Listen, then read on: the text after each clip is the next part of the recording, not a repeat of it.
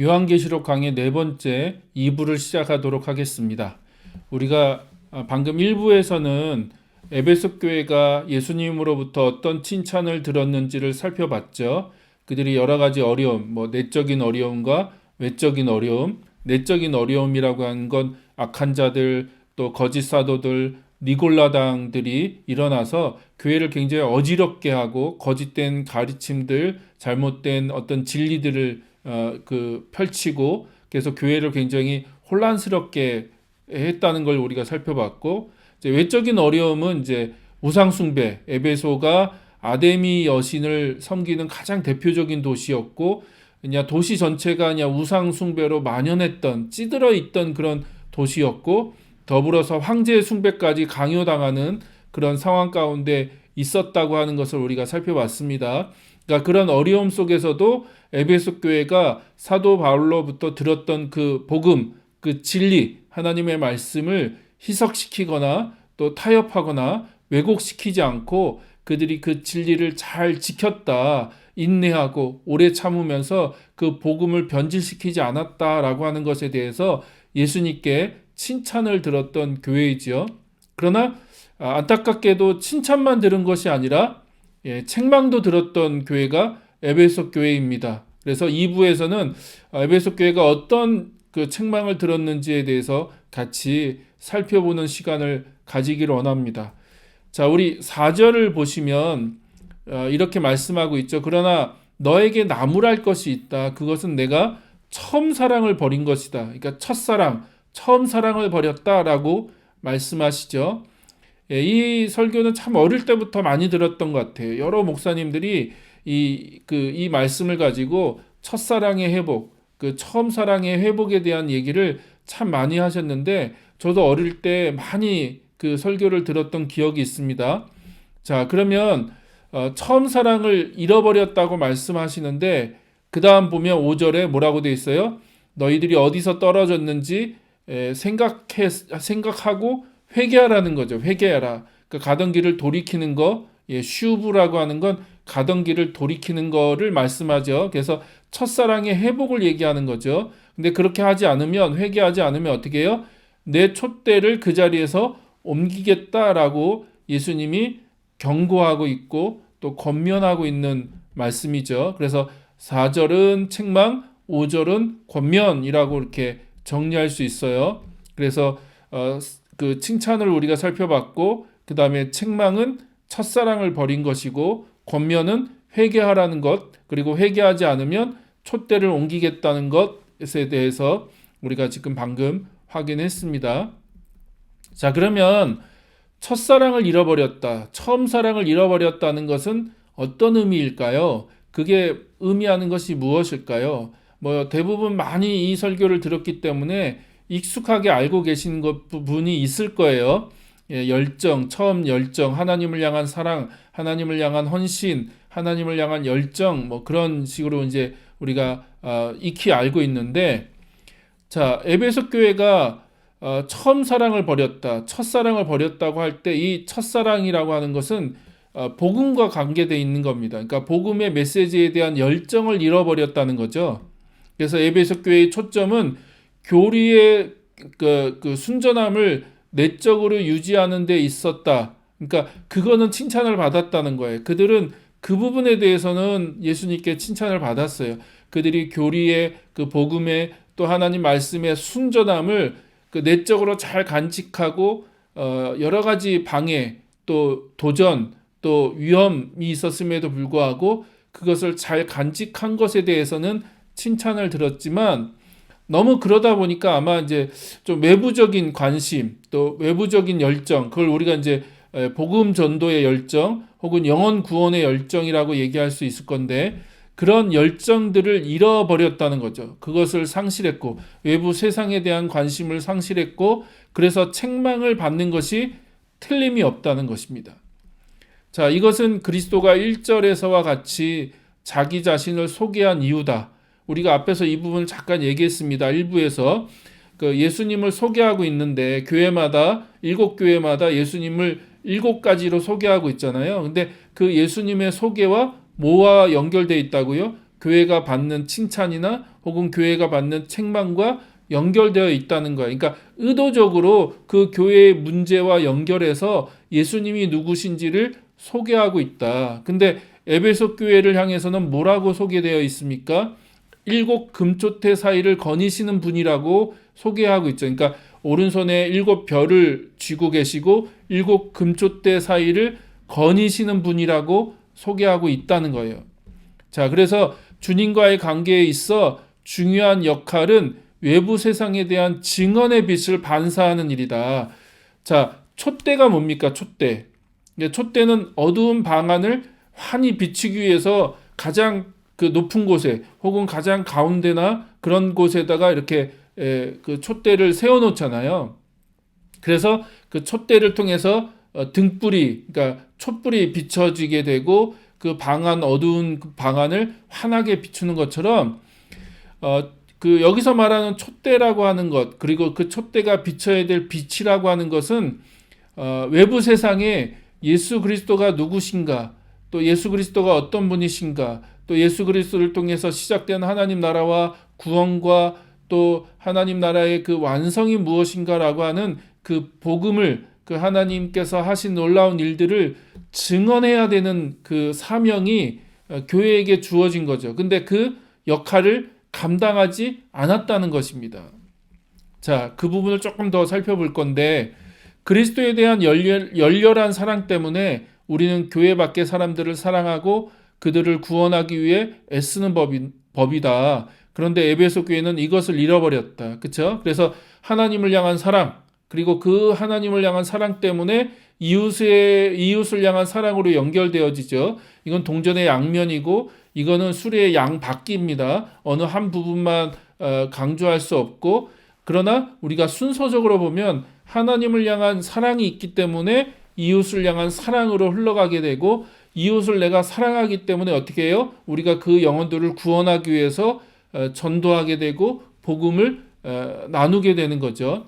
그것을 촛대가 빛을 비추는 것, 그 어두운 방 안에 빛을 환하게 비추는 것이라고 우리가 이야기했습니다. 근데 에베소 교회가 뭘 잊어버렸어요? 그걸 잃어버렸다는 거예요. 그 복음을 증언하는 그 삶에 대해서, 외부 세계에 대해서 복음을 증언하는 것에 대해서 그 열정을 잃어버렸다라고 하는 것을 우리가 확인할 수 있다는 거죠. 처음 사랑을 버린 것이 증언의 게으른 자가 되었다는 것과 같은 일이었다는 사실은, 자, 마태복음 24장 12절부터 14절에서 그것을 확인할 수 있습니다. 이게 사랑과 복음 전도가 어떻게 연결되는지에 대해서 마태복음 24장 12절부터 14절까지의 말씀을 통해서 그것을 확인할 수 있는데, 이게 예수님께서 이제 종말에 대해서 말씀하실 때 해당되는 말씀인데, 성경 구절인데, 자, 한번 볼까요? 12절에 보니까 뭐라고 되어 있습니까? 불법이 성하여 많은 사람들의 사랑이 식을 것이다. 그러니까 종말이 되면, 말세가 되면 많은 사람들의 마음에 사랑이 식을 거라는 거예요. 왜요? 불법이 너무 성해서, 죄악이 너무 성해서 사람들의 마음에 사랑이 식을 것이다 라고 얘기하고 있고요. 그 다음에 13절, 그러나 끝까지 견디는 사람은 구원을 얻을 것이다. 14절, 이 하늘나라의 복음, 그러니까 천국 복음이죠. 하나님 나라의 복음이 온 세상에 전파되어서 모든 민족에게 증언될 것이다. 그때야 끝이 올 것이다 라고 말씀하고 있죠. 그러니까 14절에선 뭘 얘기합니까? 복음 전파. 이 복음 전파가 모든 민족에게 되어야 된다라고 하는 얘기를 하고 있고, 12절에선 뭘 얘기하고 있어요? 사랑에 대한 얘기를 하고 있죠. 그러니까 이게 같이 연결되어 있다는 거예요. 사랑이 식으면 더 이상 그 영혼을 향해서, 그 사람들을 향해서 복음을 증거하는 일을 하지 않을 것이다. 그러나 우리 안에 여전히 사랑이 있다면, 그 영혼을 향한 사랑, 그 인류에 대한 사랑, 그 사람에 대한 사랑이 있다면 우리가 정말로 모든 민족에게 복음을 증거하는 사명을 감당하게 될 것이다 라고 하는 것을 이야기하고 있는 거죠. 그래서 사랑과 복음 전파, 복음을 증언하는 삶은 서로 연결되어 있다는 거예요. 근데 그 에베소 교회가 뭘 잃어버렸어요? 그 첫사랑, 그 처음 사랑을 잃어버려서 더 이상 촛대의 역할을 하지 않게 됐다는 거예요. 복음의 빛을 비춰야 되는데 더 이상 그 빛을 비추는 데 있어서 게으르고 또 그것에 대해서 관심을 가지지 않았다는 것입니다. 자, 에베소 교회는 자기들이 처음 사랑을 버린 것이 얼마나 심각한 일이었는지를 각성하고, 그쵸? 회개하고 각성하고 깨달아야죠. 아, 이게 굉장한 일이구나. 이 하나님 앞에서 큰 죄구나. 예수님이 정말로 이것을 싫어하시는구나 라고 하는 것을 각성하고 처음 행위로 돌아와야 된다는 거죠. 자, 이것은 아시아 온 지방이 바울과 에베소 교회를 통해 주의 말씀을 들었던 때에 대한 언급이다. 그래서 사도행전 19장 10절에 보니까 뭐라고 되어 있냐면 이 에베소 교회 때문에 또 사도 바울 때문에 아시아 모든 사람들이 복음을 듣게 되었다라고 하는 얘기를 하고 있어요. 그러니까 이 에베소 교회가 얼마나 처음에 그러니까 바울로부터 복음을 전해 받았을 때 그것을 전하기 위해서, 그것을 증언하기 위해서, 그것을 아시아 지역에 나누기 위해서 얼마나 수고하고 애썼고 열정이 있었고 그 영혼을 향한 사랑이 있었는지에 대한 이야기를 하고 있다는 거죠. 근데 그걸 잃어버렸기 때문에 너희들이 그것을 회복해야 된다. 너희들이 각성하고 그것을 회복해야 된다라고 말씀하고 있는 거죠. 자, 그렇지 않으면 어떻게 됩니까? 촛대는 옮겨질 거라는 거예요. 촛대가 옮겨질 거다. 진리를 소유함으로써 그토록 큰 빛을 갖고 있으며 그 빛을 널리 비추었던 자들이 완전히 그 빛을 잃어버릴 수도 있다. 그래서 다시 각성하고 회개해라. 그 처음 행위를 회복해라. 처음 사랑을 회복해라. 라고 얘기하고 있죠. 그러니까 잃어버릴 수 있어요. 그걸 놓칠 수 있고 잃어버릴 수 있습니다. 그러나 중요한 건 예수님이 그런 권면과 책망을 듣고 다시 그 삶을 돌이키는 거죠. 그러나 그렇게 하지 않으면 만약 너희들이 그 잃어버린 상태를 계속해서 유지하고 그 삶을 돌이키지 않으면 어떻게 된다고요? 촛대를 옮겨버리겠다라고 말씀하고 있다는 거죠. 자, 이스라엘은 촛대였죠. 구약으로 보면 이스라엘 백성들이 촛대였습니다. 스가랴 4장에 보면 성전이 있고 성전 안에 촛대가 등장하는데 그 촛대를 이스라엘 백성이라고 얘기하고 있어요. 그러니까 성전이라고도 얘기하고 있고 또 좀 더 크게 적용하면 이스라엘 백성이라고도 말씀하고 있는데 자, 그들은 촛대로 부르심을 받았죠. 그렇죠? 등잔대로. 그러니까 이방 나라에 이방의 빛이 되라고 하나님으로부터 부르심을 받았는데 어떻게 했어요? 그들이 그 사명을 저버렸죠. 그리고 그 촛대가 옮겨졌는데 누구에게로 옮겨졌습니까? 신약으로 넘어오니까 이스라엘에게서 교회로 그 촛대가 옮겨졌죠. 그래서 교회가 참 이스라엘의 역할을 계승하죠. 그래서 요한계시록에 보면 저 나중에 이스라엘의 회복을 얘기하는 건데 그거는 육체적인 이스라엘의 회복만을 얘기하는 게 아니라 12지파, 뭐 12사도, 12장로 뭐 이런 표현들이 나오잖아요. 그건 이제 교회의 회복을 얘기하는 건데 어쨌든 구약에서는 이스라엘을 부르셨고 신약에서는 교회를 부르셔서 열방에 빛이 되라고 열방 모든 민족에게 빛을 비추라고 하나님이 그렇게 부르셨다는 거죠. 자, 그래서 촛대의 1차적인 의미는 요한계시록 11장을 봐도 증언으로 얘기하고 있다는 거예요. 그 촛대의 1차적인 의미는 증언하는 거. 이 세상에 예수 그리스도를 증언하는 거. 예수 그리스도의 복음을 전하는 거라고 하는 것을 우리가 알 수 있다는 거죠. 그래서 예수님은 교회를 촛대 위에 두어진 등잔으로 말씀하셨고 그러니까 등경, 촛대가 있고 그 위에 기름을 담은 등잔이 있죠. 등잔. 등잔에다가 심지를 꽂고 거기다가 이제 불을 붙이는 거잖아요. 그래서 교회를 그 등대의 그 등경 혹은 촛대의 등잔이라고 얘기하고 있다는 거예요. 등잔이라고 말씀하고 있고 이것은 교회가 모든 민족에게 증인으로서의 역할을 감당해야 된다는 것을 강조하고 있는 말씀이다. 라고 하는 것을 우리가 확인할 수 있다는 거죠. 그래서 촛대는 또한 일반적으로 성령의 능력을 표상하기도 한다. 그래서 7영, 7촛대, 7등불 이게 다 이제 성령을 상징하기도 하는데 그렇죠? 그래서 스가랴 4장 6절을 봐도 또 성령의 능력으로 촛대를 성령의 능력으로 간주하고 있다. 그러면 이 두 가지 이야기를 합치면 어떻게 결론이 내려지냐? 그러므로 에베소 교회가 처음 사랑을 버린 것은 증언의 효력에 필수적인 성령에 대한 의존이 없어졌음을 가리킨다는 거예요. 그러니까 우리가 우리의 힘으로, 당연히 우리가 우리의 힘으로, 우리의 노력으로, 우리의 결정, 선택으로 증인의 삶을 살아야죠. 그러나 우리의 힘만으로는 안 된다는 거예요. 거기에 누가 필요하세요? 뭐가 필요해요? 성령의 도움, 성령의 능력, 성령의 기름 부으심이 필요한데, 에베소 교회가 그런 성령을 의존하는 삶을 저버리고, 그리고 그것은 또 규결되는, 뭐로 규결됩니까? 복음을 전하는 그 등잔대로서, 촛대로서 복음의 빛을 비추는 삶을 등한시하게 되는 일로 연결되어지는 거죠. 그래서 더 이상 복음의 빛을 비추는 일에는 관심이 없게 되고, 그런 열정이 식어버리게 되고, 그 첫사랑을 잃어버리게 되었다는 것입니다. 자, 만일 반응이 없다면 예수님께서는 친히 심판하러 오시고, 그렇게 되면 에베소 교회는 없어질 것이다. 그래서 예수님 뭐라고 하세요? 내가 가겠다고 말씀하시죠. 너희들이 만약 돌이키지 않으면, 회개하지 않으면, 너희들의 그 삶을 바꾸지 않으면 내가 가서 너희들의 촛대를 옮기겠다. 곧 교회가 없어질 것을 경고하고 있는 것이거든요. 자, 여기서 예수님의 오심은 재림을 가리키는 게 아니죠.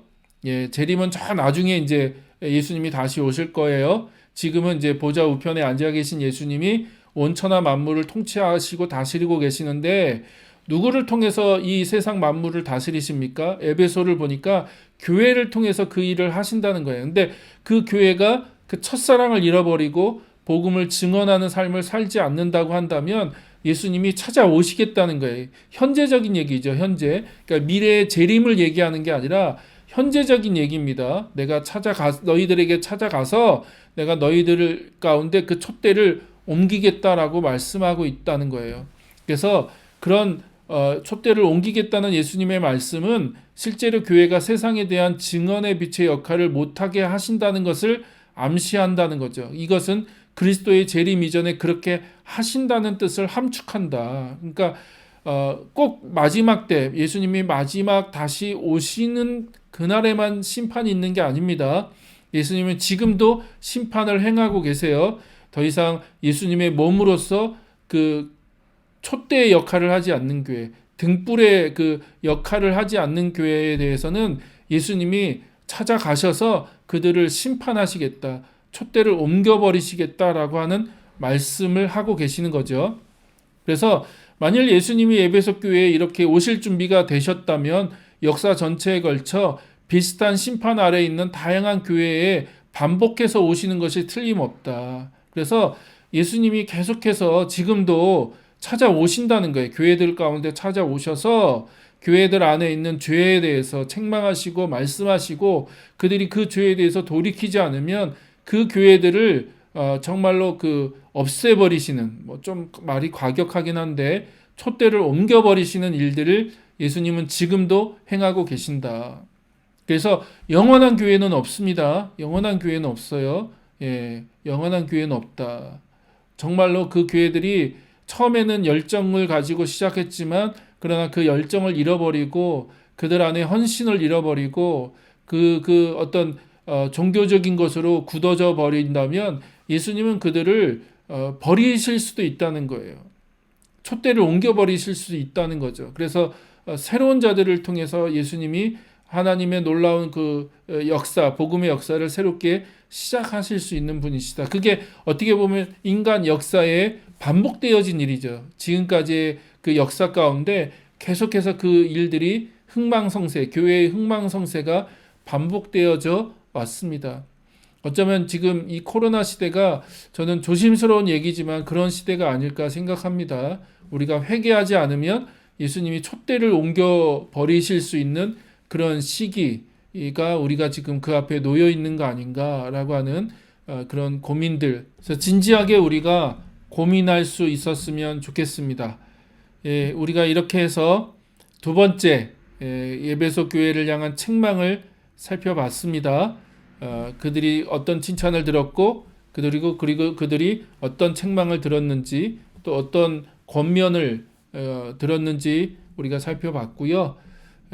우리가 계속해서 앞으로 살펴보겠지만 아시아의 7교회에게 하신 말씀이 오늘날 우리 모든 교회들에게 하시는 말씀이라고 하는 것을 기억하고 이것이 우리에게 어떤 경고로 들리는지 우리가 이 코로나로 인해서 어려운 시간 가운데 어떻게 이 말씀을 진지하게 들어야 되는지를 생각할 수 있는 그런 시간들이 우리 안에 있기를 소망합니다. 그러면 이어지는 3부에서 우리 뵙도록 하겠습니다. 3부는 이제 약속에 대한 이야기, 마지막으로 이제 예수님이 종말론적인 약속을 말씀하시는데 그 부분에 대해서 같이 살펴보도록 하겠습니다. 3부에서 뵙겠습니다.